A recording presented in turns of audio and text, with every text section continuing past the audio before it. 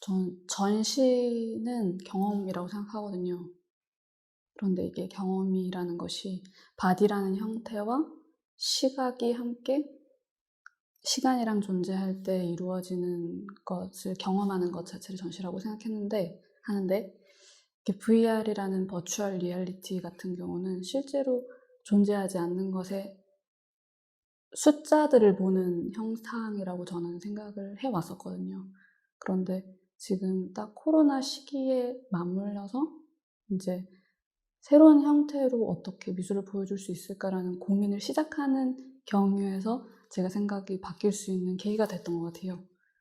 이게 실질적으로 다른 기술이나 아니면 시대에 따라서 다른 것들을 견인하는 역할을 미술이 많이 해왔었는데도 불구하고 실제 현장에 나와서 경험하는 것만이 미술로 존재할 수 있을까라는 질문을 저한테 주기도 했었고요.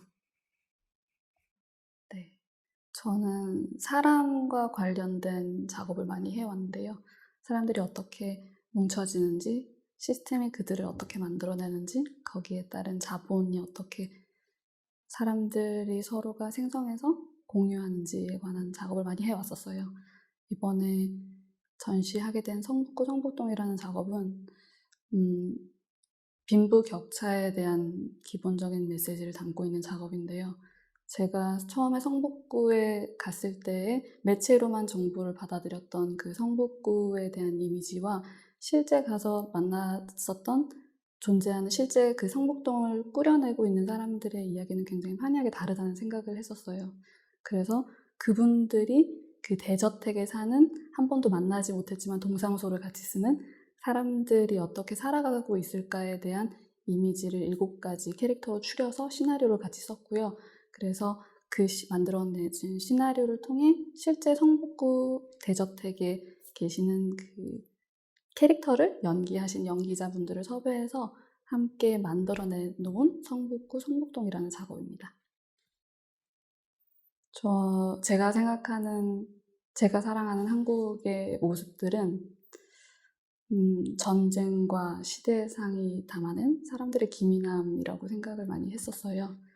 그것들은 빠른 경제 성장도 있고 거기에서 오는 피로감도 있을 텐데 그것과 함께 오는 오지랖이나 아니면 사람들이 그 안에서 나온 시민성이라고 해야 되나요? 그런 장면들이 실제 사람들뿐만이 아니라 풍경에서도 굉장히 많이 나타나고 도시 형태에서도 많이 나타나고 그런 것들을 매일 마주하고 크게 변화하는 모습들이 저는 한국의 아름다운 모습이라고 생각해요.